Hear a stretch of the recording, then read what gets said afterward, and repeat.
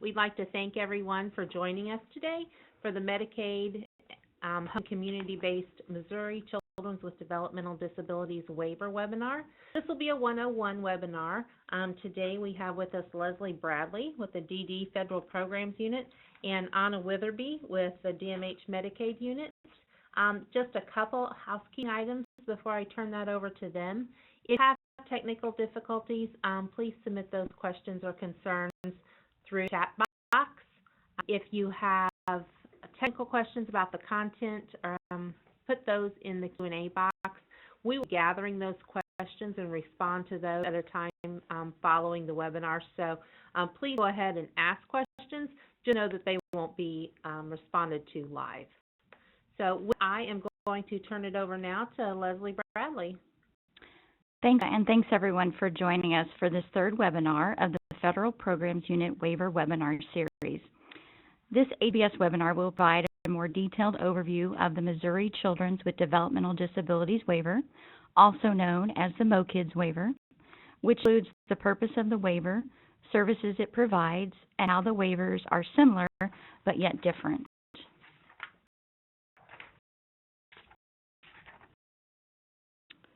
So, community-based waiver, otherwise known as HCBS. HCBS waivers provide community services to participants who would otherwise be placed in an institution, nursing home, or hospital to receive long-term care in their community. Basically, HCBS is about participants having the most integrated lifestyle as possible, just like you and me.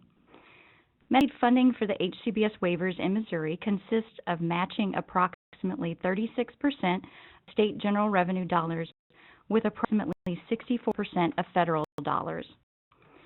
This determines for each waiver the targeted population, the number of participants served, what services are covered, and how we'll spend on services in each waiver.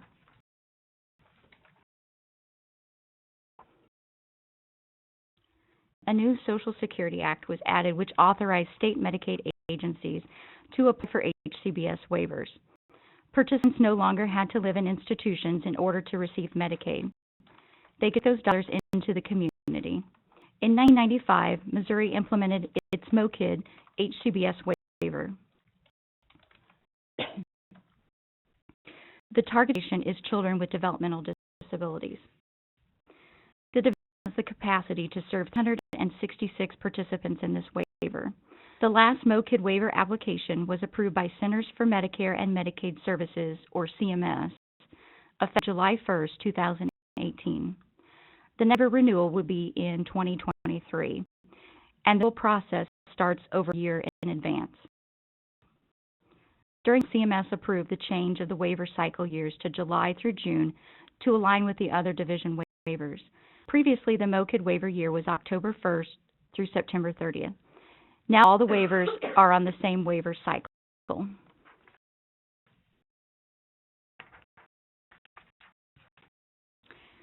A quick what you need to know about the MOCDD waiver. Again, this waiver serves 366 participants and no annual cost cap. One of the requirements of the MOCDD waiver is a child must be determined ineligible for any MoHealthNet program. For the purpose of this webinar, when we refer to MoHealthNet program, this means Medicaid coverage. If it has MoHealthNet spin down, then the family must explain how the spin down is a financial hardship and cannot be met with medical expenses. Requires parental income and resources to be considered in determining a child's eligibility for MoHealthNet when the child lives at home with the parents. This requirement, called deeming parental income to the child, is waived for children who participate in the MOCDD waiver. However, it is important to keep in mind that there is a MoHealthNet income and resource limit for a MOCDD child. For 2019, the monthly income limit for a child is $1,348, and the resource limit is $3,000. The child at home with family and under the age of 18 to be supported in this waiver. If it is out of the parent's home for more than 30 consecutive days, say in a hospital or treatment facility, then parent will be excluded for eligibility and the child should be MoHealthNet eligible. It is important that parents report this information to Family Support Division. And MOCDD waiver is not for children who only need MoHealthNet services such as private duty nursing. Private duty nursing is not a service through the MOCDD waiver.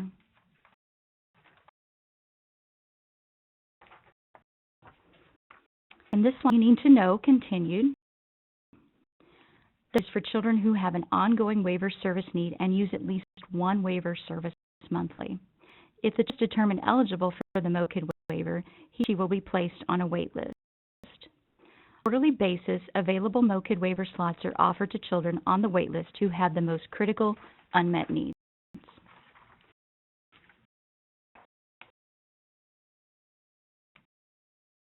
The Benefits Coordination Committee, or BCC.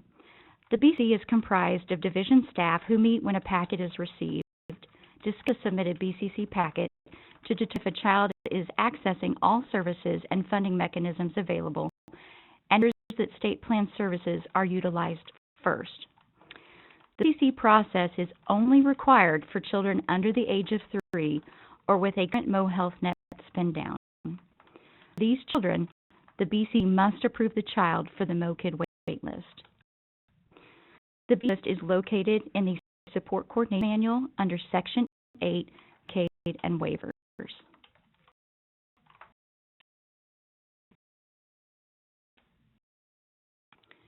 The screening request. As a reminder, the Federal Programs Unit hosted a webinar describing the MOCDD waiver screening request process and form on August 22, 2018. The MOCDD waiver screening is an entirely different request from the BCC process. This is only used for children who have never had a MoHealthNet for disabled eligibility determination or have not had a disabled eligibility determination within the last year. If family or child has a trust, do not use this form. The family must apply for MoHealthNet for disabled with Family Support Division in order for FSD's program and policy to review that trust. This is used by support coordinators and information specialists to determine a child's eligibility for MoHealthNet for disabled, a step in determining eligibility for the MOCDD waiver and before being added to the MOCDD waitlist. The form is located on the DMH MOCDD webpage. A link to this page will be provided on the resources slide at the end of the webinar. To turn the next 3 slides over to Anna, program specialist with the DMH Medicaid unit.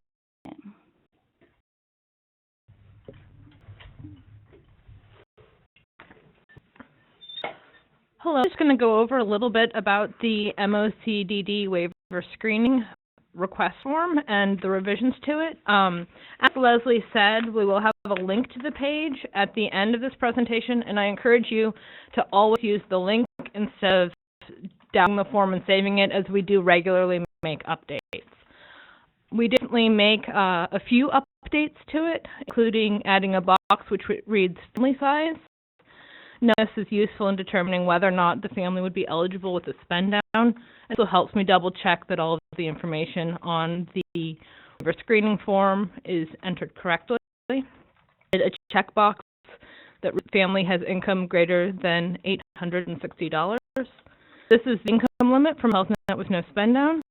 It will change as needed. Income limit changes.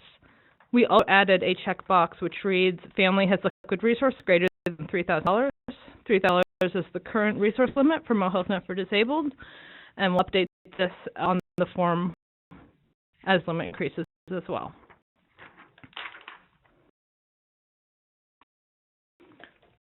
We've also did this screening request flow chart. When determining when to use the MOCDD screening form, first you should make sure that the client does not currently have an active MoHealthNet case. You can check this online at dss.mo.gov, or you can email us at the email address provided on the flowchart if you want to check whether or not the client has already applied for MoHealthNet. If there's not been an application made, the next step is to speak to the child's family to determine if they believe they are ineligible for MoHealthNet. They have available resources, checking, savings accounts, stocks, bonds, other investments, property outside of their home, and one vehicle per adult. over $3,000, the MOCDD screening should be used. If they are over the income limit to receive MoHealthNet with no spend down, they can still pursue the MOCDD's waiver, but there are benefits for having MoHealthNet with a spend down.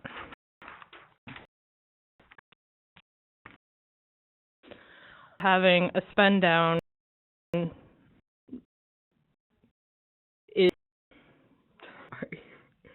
the amount is the amount of household income, which is above the income maximum. The benefit of having a spend down, even if a family can't meet it, is that it keeps their case open. So spend down can be met at any time during the month, either with bills or by payment, and the previous month within the last year can also be met. And there are penalties for not meeting the spend down. The case just remains open. Children are on the wait list for the MOCDD's waiver. Having an open case will also speed up the process of getting them approved once they are given a waiver slot.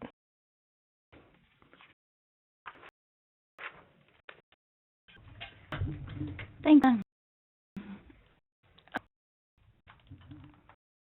A little bit about state plan services. For those services items that are medically necessary, MoHealthNet state plan services must first be utilized before waiver services are authorized. For MoHealthNet to approve funding, it must be a medical necessity. It should be determined if the need is actually for safety, convenience, or medical necessity. It is currently working in collaboration with MoHealthNet to create a document explaining what durable medical equipment items will be covered or not covered through MoHealthNet.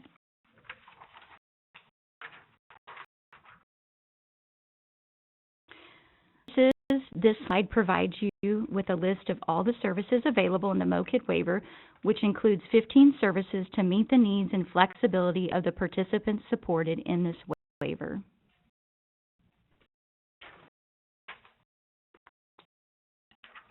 A child for the MOCDD waiver. These items on this slide are all the things that you need to look for to determine if a child might be eligible for the MOCDD waiver. You must have all three of these considerations. Family reports child's needs cannot be met through private health insurance, resources such as bank accounts, trusts, natural supports, maybe family or friends, or community resources such as First Steps or grants. The child is ineligible for any MoHealthNet program. If the child is eligible for MoHealthNet with a spend down, then the family must show how the spend down is a financial burden that cannot be met with incurred medical expenses.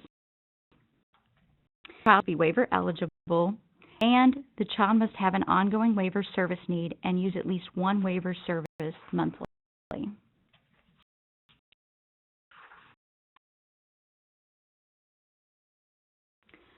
Once on the MOCDD waitlist, slots are offered quarterly based on the highest priority of need score.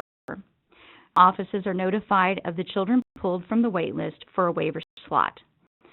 Support coordinators or information specialists work with the family to complete the MOCDD packet for submission to Family Support Division. If a child has active MoHealthNet spend down, a MOCDD packet does not need to be completed. As Anna discussed previously, this is one reason families should be encouraged to maintain spend down eligibility, even if they are unable to meet the spend down. Family Support Division does not require any information for children with a spend down when processing for MOCDD eligibility. However, on occasion, a child's medical review team determination may be expired and a new determination must be completed and documentation must be provided. Exactly what a medical review team determination is will be explained on the next slide. So after it is approved by Family Support Division, Federal Programs Unit notifies the regional office and a MOCDD waiver slot is assigned. One question received frequently is whether families must have private health insurance in the MOCDD waiver. The answer is that families should be encouraged to obtain and maintain their private health insurance, but they are not required to do so for participation in the MOCDD waiver.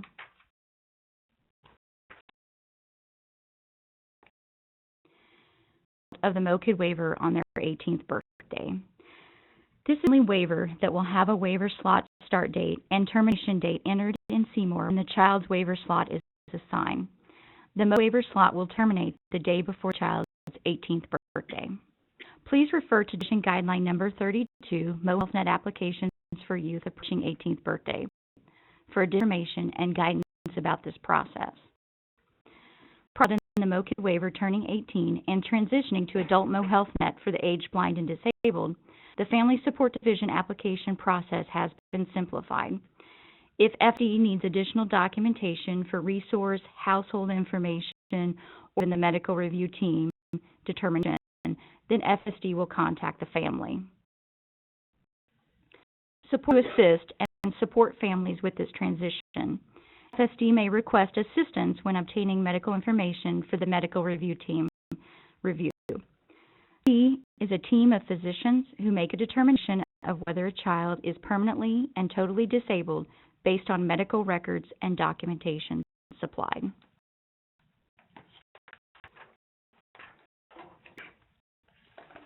Things to keep in mind about all DD waivers.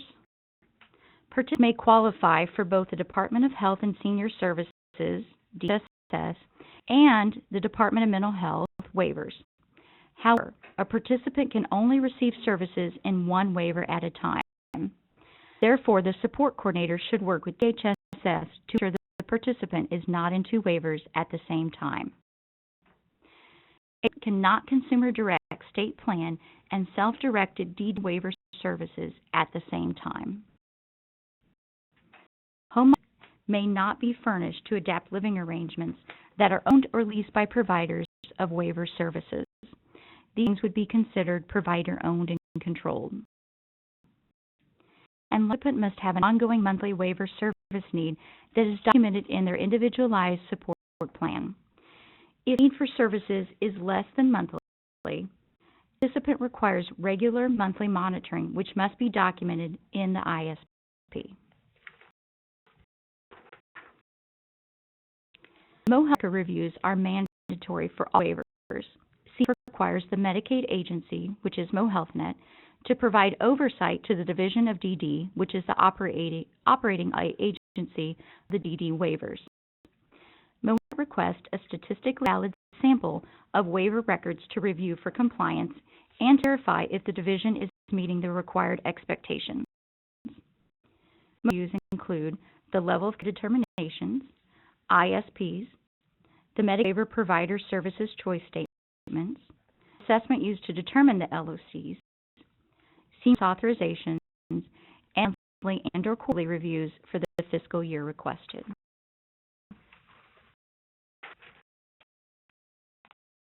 Requires the division to report quarterly and annually to MoHealthNet.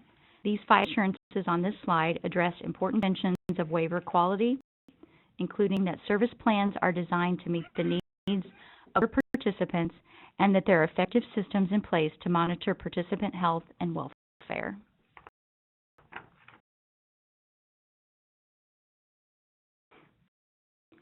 For the waiving provider qualifications, either LNC or an accreditation organization ensures compliance.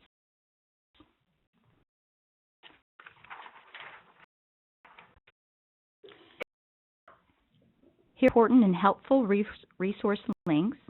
The first is the MOCDD webpage, the waiver application, and the waiver overview and process document, which was recently updated January 2nd, 2019, and is located in the Online Support Coordination Manual, Section H.